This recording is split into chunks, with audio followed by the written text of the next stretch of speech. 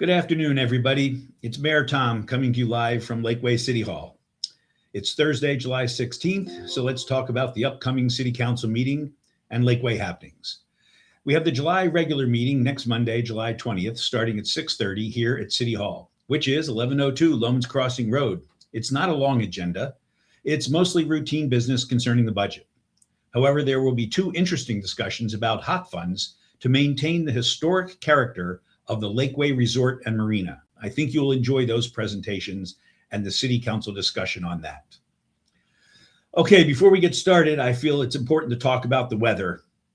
Currently, Travis County is in a declared emergency. The county judge has declared an emergency.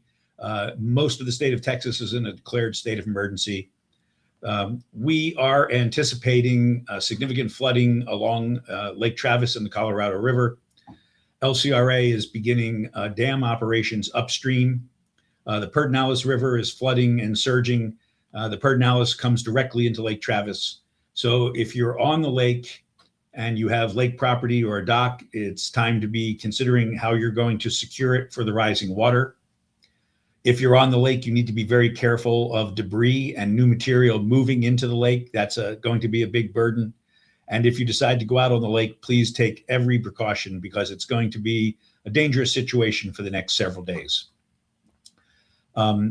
If you find yourself coming up to a low water crossing or you see a barrier, I want to remind you, please do not remove a barrier and please do not drive around a barrier. Turn around, don't drown. Your truck is not tall enough. You are not a good enough swimmer. And frankly, you don't know how to drive in good weather. And so you're not going to be able to drive across flooded roads with the chances of your vehicles being swept away.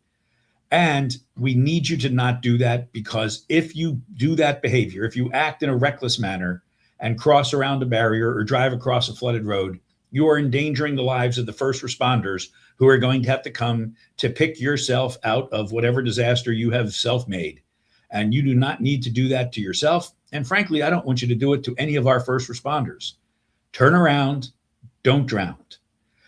I think you should be prepared tomorrow morning. You may find that we have closed City Park until we know how far the lake is going to rise and how much water is going to come in. We may close City Park in order to prevent people from trying to get down there and figure out what they want to do or explore a flood. We had some of those lessons we learned in 2019. We saw some of those lessons last year. We'll be removing some trash cans and stuff from low water areas. Please, again, if you see the city park is closed, don't go in there to explore on your own. We are doing that as a safety precaution for the residents. Most of the roadways in Lakeway will not flood. Since we've completed the projects for road repair with the bond money and improve the culverts, Lakeway Drive no longer floods and Lakeway Boulevard no longer floods. That's good news. It shows that your tax dollars were put at work, and the low water crossings and the flooding that we used to have has now receded. We've taken care of that, but there are still risks. And so if you see the police have placed up a barrier, again, do not go around the barrier, turn around. Now, we're in that season of the summer where we are in budget and council meetings. So we're officially going to begin budget discussions on Monday night's meeting. So please join us at 6:30 Lakeway City Hall. We're going into this budget cycle with about a 1.6 million negative gap. We're going to need to make some difficult decisions over the next few months, which includes likely raising the tax rate. And we're going to need your feedback and input during that process.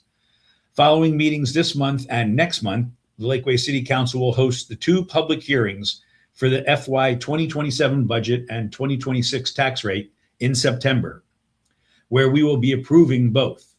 Those are two votes that are actually record votes. We welcome you to come a little early to the upcoming council meeting this Monday night, as the Lakeway Arts Committee will host another artist reception for our City Hall Arts Gallery. This month, featuring artwork by employees of the City of Lakeway. There will be light refreshments. When I saw the new artwork earlier last week, I walked in and I looked at the artwork and I thought, wow, this artist has the same name as a member of our staff. And then I saw the second piece of art And that was by another artist who also had the same name as a member of our staff.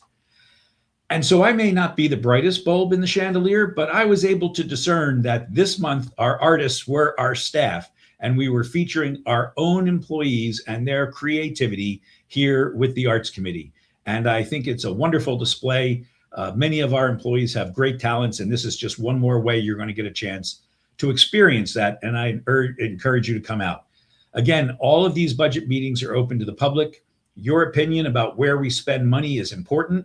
And I would ask you to please participate through July, through the August meetings, and then the September meetings where we establish the record policies. Now, this last Monday, we had a special council meeting. The major item on that agenda was the square at Lakeway. We had a presentation from the developer who is asking the city council to consider economic incentives to help them finance their portion of the development. The proposal includes 3 different variations of incentive agreements. These incentive agreements do not use existing city funds. Instead, the incentives are reimbursed to the developer over time using a portion of the tax revenue generated by the project, and only after those portions of the project are built and the city receives those revenues and then provides them as a rebate back to the developer. City Council directed the staff to explore the best options for a possible incentive mechanism to help move the project forward. We did not approve any particular incentive, but we felt it was in the best interest of the city to continue to explore our options. And that really means just what it is. We have no idea. I cannot speak for any other member of council. I can't tell you how I feel about the project at this moment. But until we have a definitive agreement that explains the rights and responsibilities of all parties, to include the rights of the city to exercise partnership rights over the project, if there is an incentive to be granted, then I don't know that any of us have a chance to really opine upon it in public. But we are going to ask staff to negotiate and draft a document that we will submit to the city and to the residents for their commentary and feedback. And then we will hold a vote of council. And if the majority of council moves forward, we will either approve or disapprove an incentive policy. You can learn more about all of this by visiting lakeway-texas.gov City Center to review the full project, as well as the updates that are there and the updated agreements that are there. Another item of business that we did on the special council meeting was to approve the contract for the Highlands intersections road improvements. We did that last Monday. We approved a contractor for a bid to make safety improvements along Highlands Boulevard. These are going to include raised crosswalks, which will slow traffic at Tavish Trail and the Bee Creek Road roundabout. And they will change these pedestrian safety beacons to mast arm installations at Travis that will span the roadway. So people at the location where the Highlands Welcome Center is, we have that pedestrian crossing with the flashing lights. The current configuration is sometimes hard to see as you're coming up the hill or rounding the corner. So we're moving to a much more extensive system that will be crosswalk, that the crosswalk will be both raised and it will have mast arms. So it will look like the crosswalk at Lakeway Elementary and Emmaus Church.